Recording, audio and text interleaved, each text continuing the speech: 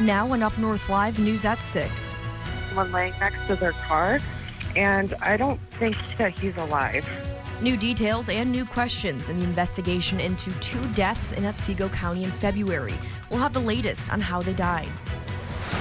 Fire in the Pines. A tent goes up in flames in an unofficial area in Grand Traverse County where those experiencing homelessness camp. We are definitely watching the cost and tracking these dollars. Plus, light at the end of the tunnel after 15 days. Crews still working to restore power after the historic ice storm, but the cost to rebuild is astronomical. And to look at the work vineyards and fruit farms are doing before the growing season. This is Up North Live News at 6 on 7 and 4.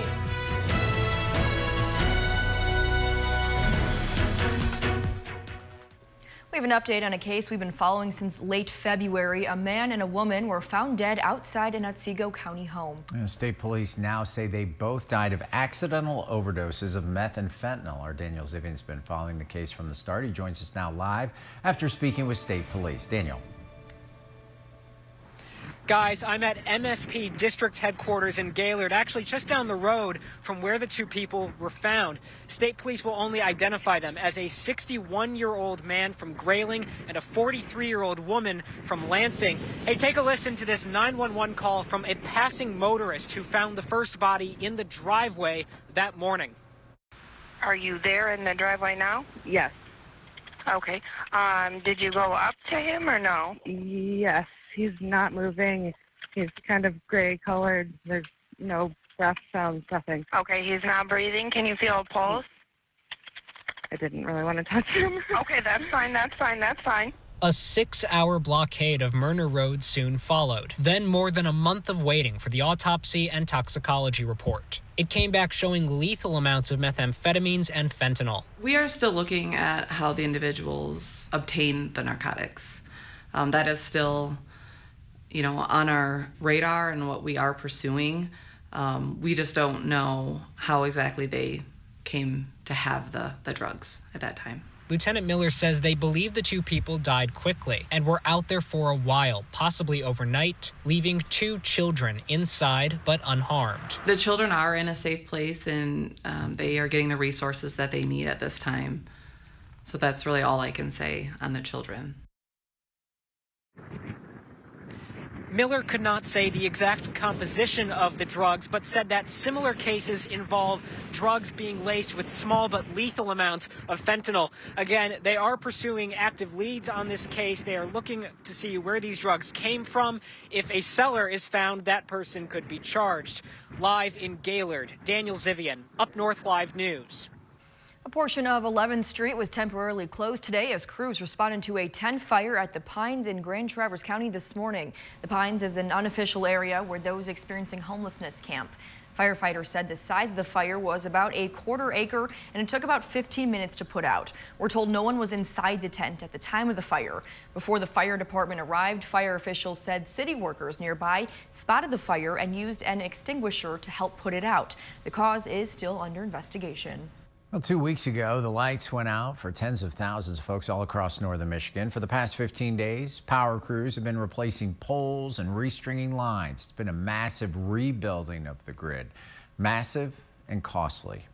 Biggest word I want to get out to everybody is we're close. There's light at the end of the tunnel, and knock on wood, soon there will be light back for most, if not all, customers of Great Lakes Energy and Presque Electric and Gas. We continue to dedicate, our initial commitment to 100% restoral, and that's what our resources continue to be focused on. 100% restoral. That's been the goal for this pair since the first drop of freezing rain fell 2 weeks ago.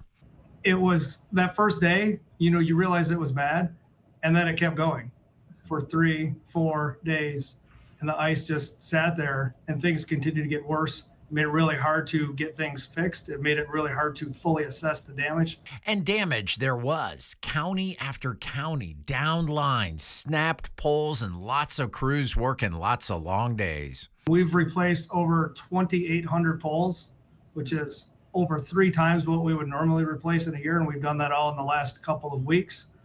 We've restored over 4,100 miles of line, and if you map that out, that would get you pretty much to Norway.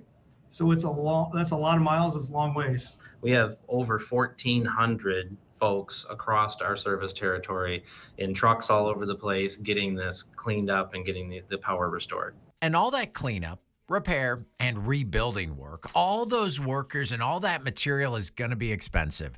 Early estimates, hundreds of millions of dollars. You know, our focus is 100% on power restoration. We are definitely watching the costs and tracking these dollars, and it is something that we're working with state and local leaders to say this is a very expensive operation. But number one, first and foremost, is getting power restored safely, and we have to do that. That's our mission. But they acknowledge when that mission is accomplished, costs will have to be addressed.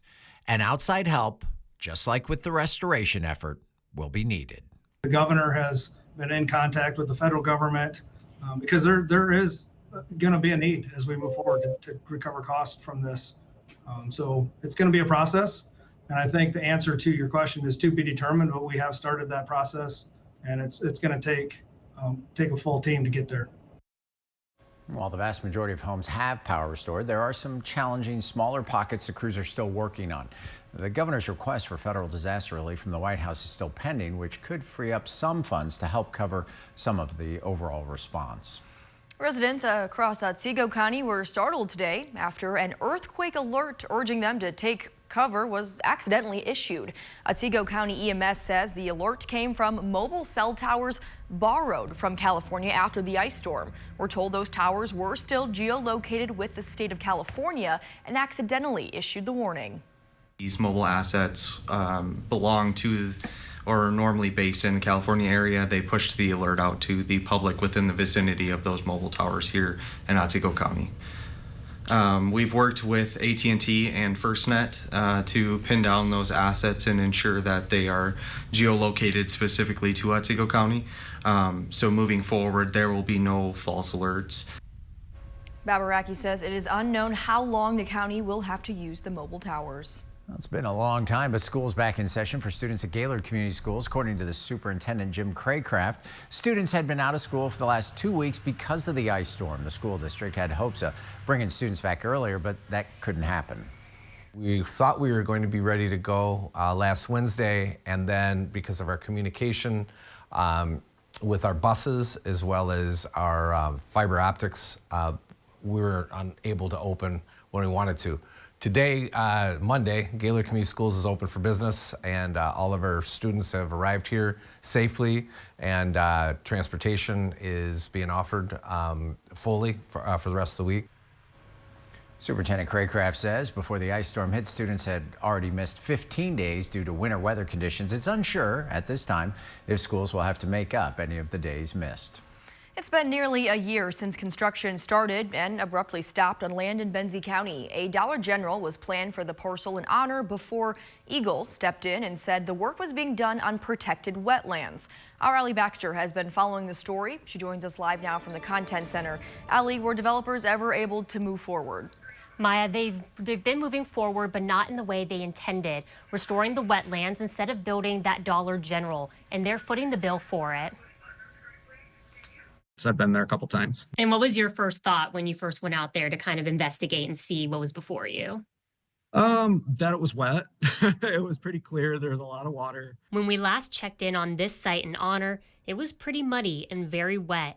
A year later, it's still pretty muddy and wet, but there's work being done. The developer agreed to restore it back to, I can't say as good, if not better. But where do you start with restoration of a wetland, especially when developers are in the business of developing land, not necessarily restoring it? This one was a little unique because there's actually two separate wetland types that were on site. There was a northern wet meadow for kind of a majority of the site, which is kind of your normal like grasses, sedges, things like that grow up with some flowers and different things. And then there was a little bit of it that was a rich conifer swamp, which was more of pine trees and trees. Luckily, Riley says the developer still had the original soil and trees from the site, and they've been placed back where they came from. It's important that you don't just take all of it away, because then wildlife won't have anywhere for refuge, whether it's birds or mammals or whatever's, amphibians living out there. The restoration isn't going to happen overnight,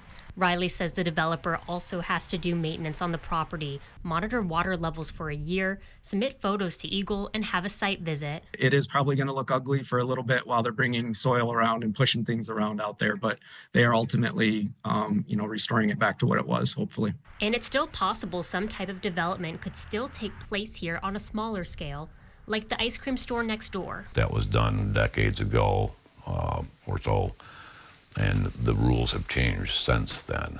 But I imagine there could be some type of activity on this particular site in the future.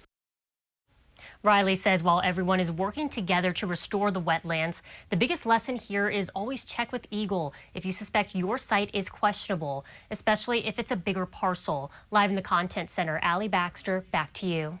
A traffic alert you'll want to keep in mind. US 31 detour route improvements began today in Benzie and Grand Traverse counties as part of a rebuilding project. MDOT plans to rebuild a nearly 8-mile section of US 31 from Sullivan Road in Green Lake Township to Reynolds Road in Inland Township. Today, contractors are making detour route improvements and installing temporary traffic signals needed to maintain traffic during the project. The work will require daytime lane closures with traffic regulators and shoulder closures. It'll include road rebuilding and widening to improve pavement conditions and improve safety improvements. The South Long Lake Road and J. Matty Parkway intersection will be rebuilt as a roundabout. That project is scheduled to begin after Labor Day. Coming up in weather, a big change tonight and some snow on the way in. A look at how much after the break. I'm Jada Johnson from Big Boys TV, and the Fish and Game Report is sponsored by Johnson's Propane.